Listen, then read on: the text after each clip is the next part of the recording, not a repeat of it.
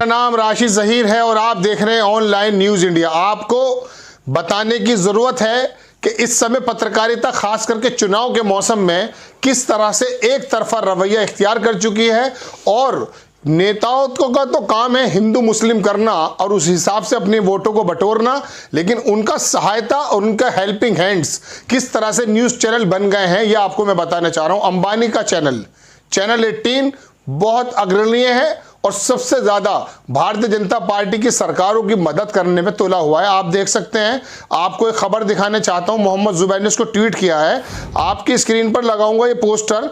इसमें लिखता है, लिखिए देखिए, हिंदुओं के खिलाफ महागठबंधन, अमन चोपड़ा देश को झुकने नहीं देंगे।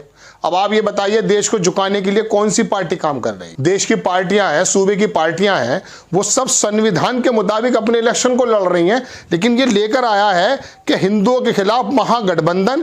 एक तरफ तो मोदी जी की तस्वीर है, आप देख सकते हैं, और दूसरी तरफ योगी जी की, और दूसरी तरफ डाली इसने मौलाना तौकीर रजा अहमद खां और साथ में नाहिद हसन, जो कैराने से भी जेल चले गए समाजवादी पार्टी के, उनके, और नीचे खुद बैठे हैं ये महोदय।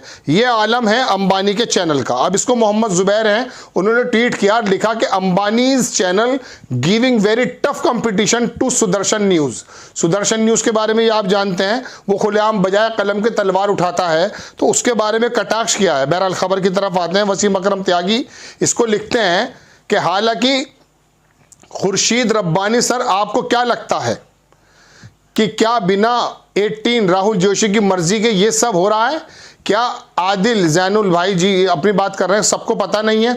अगर वाकई वो इन सब से अनजान है तो कार्रवाई करते बताएं, नहीं करते हैं तो आप भी मान लीजिए कि वो इस तमाशे के बराबर हिस्सेदार है। राहुल जोशी सीईओ बताए जाते हैं चैनल 18 के, और उनकी तस्वीर है, एक तस्वीर मैं आपको और दिखाता हूं कि हिंदू विरोध का चुनावी टूल किट, इनका थंबनेल है कि हिंदू विरोध का चुनावी टूल किट, जो आपकी स्क्रीन पर है। एक तरफ जो है योगी जी और मोदी जी खुद बैठे हैं, ये अमित देवगन, और दूसरी तरफ अखिलेश यादव और राहुल गांधी और तौकीर रजा और नाहिद हसन।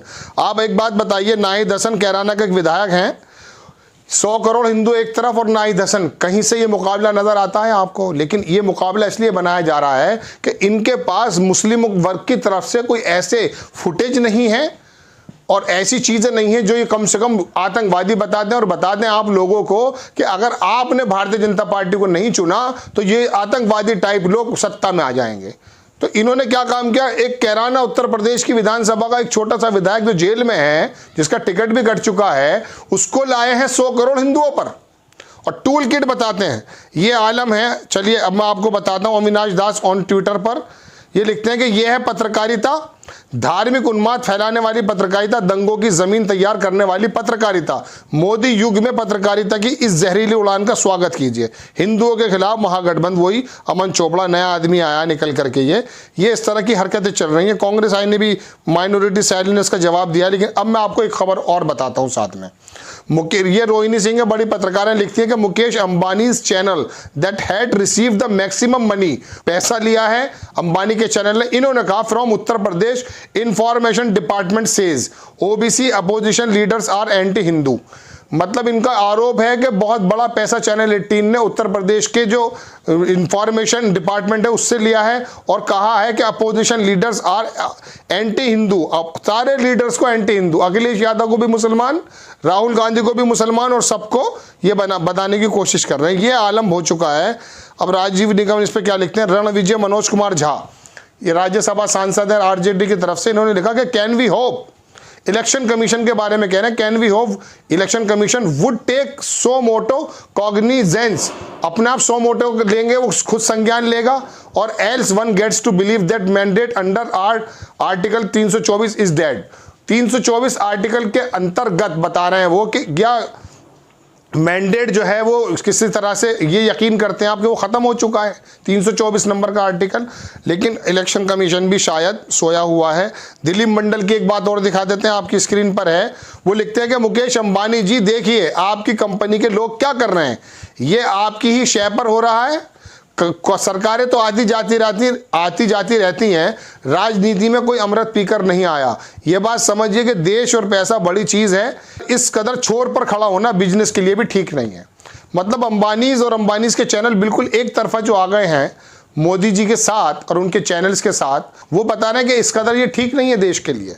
और ये मोदी जी के, ये अंबानी जी के जो है, ऐसा नहीं हो सकता कि उनकी मर्जी के बिना इनका चैनल कुछ भी कर दे, ऊपर से ये। बहरहाल प्रशांत टंडन की बात करके मैं अपनी बात खत्म करता हूँ। 4 इन्होंने थंबनेल लगाए, वो देखिएगा कि चैनल मुकेश अंबानी का है और यही करने के लिए उन्होंने इसे खरीदा था।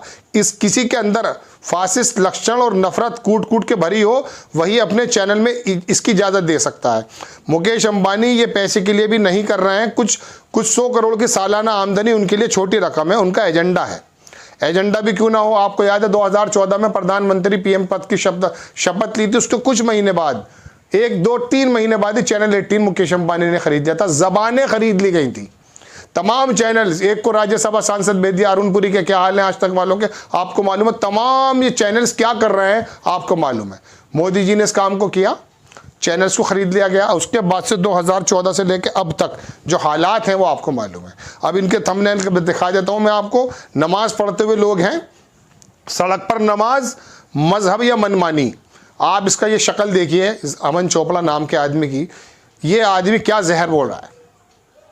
दूसरा देखिए, देश को नहीं झुकने देंगे, डिजिटल दंगेबाज यूएपीए इलाज। जिस यूएपी का जो है गलत इस्तेमाल हो रहा है उसके बारे में कह रहा है कि इलाज है। आगे लिखता, अजान नींद खराब करती है। आप देखिए। चौथी देखिए, जहरीला मौलाना कांग्रेस का दीवाना। इस अमन चोपड़ा से पूछो, मौलाना तौकीर रजा अहमद खान के बारे में कह रहा है ये कि जहरीला मौलाना कांग्रेस का दीवाना। ठीक है, कांग्रेस से उन्होंने दिया। आपने धर्म संसद के बारे में कितनी बातें बताई। अमन चोपड़ा या चैनल 18 का कोई पत्रकार बताए कि धर्म संसद के अंदर जो 20 करोड़ मुसलमानों को नरसंहार करने की बात की गई है, वहां पर उसको दिखाया इन्होंने, उसको फुटेज दी? नहीं दी ना। पूरी दुनिया के तमाम मीडिया संस्थानों ने दी, बाहर के निष्पक्ष हैं। वो जानते हैं बराक ओबामा से जो है किस तरह से सवाल करना है। वो आंख में आंख डाल के इंग्लैंड के प्राइम मिनिस्टर से बात करते हैं। उनके अंदर जान है, रीढ़ की हड्डी सीधी है। तुमसे झुकने को कहा गया था, तुम जमीन के अंदर लेट गए। ये आलम है आज की पत्रकारिता का, और खास करके मुकेश अंबानी के चैनल का। और किस प्री प्लान के साथ लिया गया था दर्शकों के, आपके और बाकी समुदायों के बीच में एक जहर पैदा कर दिया जाए, नफरत पैदा कर दी जाए। इससे बचने की जरूरत है, क्योंकि ये इसीलिए खरीदे गए हैं चैनल प्रधानमंत्री जी के सत्ता में आने के बाद, कि प्रधानमंत्री जी को 24 घंटे दिखाना है और दिखाते दिखाते इतना ज्यादा रच बसाना है। बेरोजगारी की बात कोई नहीं करेगा इनमें से। भारत के हालात क्या हैं, कितना कर्ज हो चुका है, 74% टोटल इकोनॉमी का कर्जा हो चुका है। इसके बारे में आपको नहीं बताया जाएगा। आपको ये नहीं बताया जाएगा कि बेरोजगार लोग सड़कों पे क्या कर रहे हैं, लखनऊ के अंदर विधानसभा खेल रहे हैं, ये नहीं बताया जाएगा आपको। ये धर्म की जो राजनीति है चुनाव के मद्देनजर है, इसको पहचानना जरूरी है। आपको खबर कैसी लगी अपनी राय कमेंट्स बॉक्स में जरूर दीजिए। चैनल को सब्सक्राइब कीजिए और नेक्स्ट टाइम में किसी खबर के साथ आता हूं, तब तक के लिए जय हिंद। इस खबर को अभी लाइक करें, शेयर करें, अभी चैनल को सब्सक्राइब करें और घंटी जरूर दबाएं।